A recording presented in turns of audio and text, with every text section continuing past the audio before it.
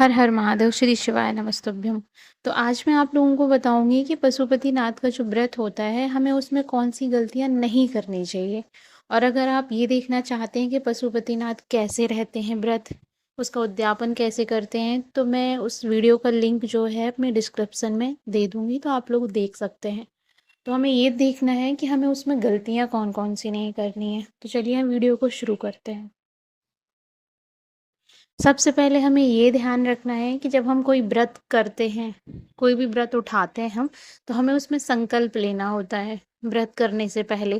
तो ये आप ज़रूर ध्यान रखिएगा कि हमें संकल्प ज़रूर लेना है। और अपनी जो भी मनोकामना है, हम मतलब पहले तो खुद डिसाइड हो जाए कि हमारी मनोकामना क्या है। ऐसा नहीं होना चाहिए कि एक साथ हमने 10 मनोकामनाओं के लिए व्रत रह रहे हैं, नहीं।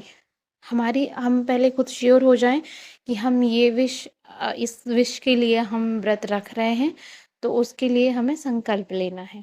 सबसे पहली बात ये हो गई।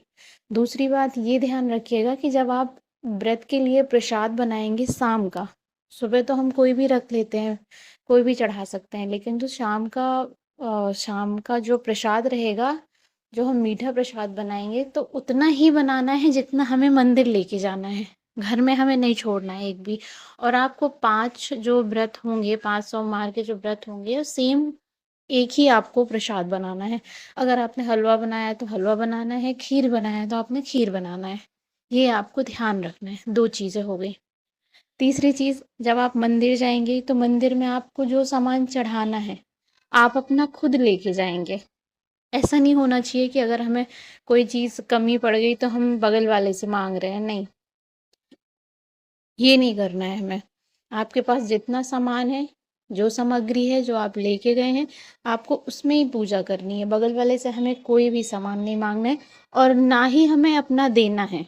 जब हम व्रत रखते हैं तो हमें अपना कोई सामान नहीं देना है और ना किसी से कुछ लेना है। ये हो गया, तीसरी चीज़ हो गई।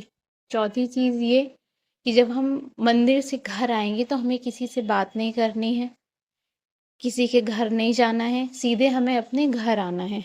घर आके दरवाजे पे जो हमें पूजा करनी है वो करनी है, उसके बाद हमें सीधे अंदर जाना है। ये चौथी चीज़ हो गई।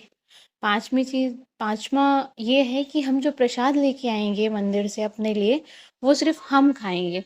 ऐसा नहीं होना चाहिए कि हमने अपने बच्चों को भी दे दिया, थोड़ी सा तुम भी ले लो, थोड़ी सा तुम भी ले लो, नहीं। सबसे पहले हमें वो प्रसाद खाना है और खुद खाना है, किसी को इतना सा भी नहीं देना है। ये आपको ज़रूर ध्यान रखना है। वो पूरा प्रसाद आपको ही खाना है। उतना प्रसाद डिवाइड करिए 3 पार्ट में कि जितना आप खा सकें, उतना ही बनाइए। क्योंकि हमें उसके 3 पार्ट करने होते हैं, 2 मंदिर में छोड़ने होते हैं और 1 हमें घर पे लाना होता है। ये ध्यान रखिएगा आपको। तो ये चीज़ें, छोटी-छोटी चीज़ें हैं जो हमें ध्यान रखनी है। और लास्ट दिन आप ये करिएगा कि 108 कोई भी चीज़ होंगी, वो अपनी मनोकामना से चढ़ाना है आपको। और ऐसे नहीं चढ़ाना है कि इकट्ठी हमने 108 चढ़ा दी, नहीं। ऐसे नहीं चढ़ाना हमें। वो हमें एक-एक करके चढ़ानी है।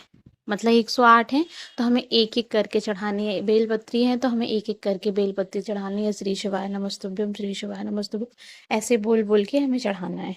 तो इन चीज़ों का आप ध्यान रखें।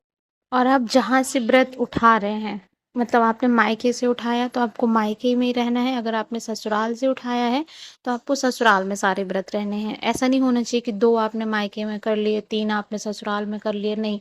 आपने जहाँ से व्रत शुरू किए हैं, आपको वहीं पूरे करने हैं। और आपने जिस मंदिर से शुरू करे हैं, उसी मंदिर में आपको पूरे करने हैं। और आपको अपना प्रसाद चढ़ाना है। ये नहीं होना चाहिए कि आप मायके मायके वालों से पैसे मांग के, अपने मम्मी पापा से मांग के फिर प्रसाद चढ़ा रहे, नहीं। आप शादीशुदा हैं तो आपको अपने ससुराल, आपको अपना खुद पैसे हैं, आपको उन पैसों से आपको प्रसाद चढ़ाना है। अगर आप शादीशुदा नहीं हैं तो फिर तो आप मायके का ही मम्मी पापा से लेके ही प्रसाद चढ़ाएंगे। तो आपको ये ध्यान रखना है। तो thank you for watching this video. Channel को लाइक करिएगा, सब्सक्राइब करिएगा। हर हर महादेव।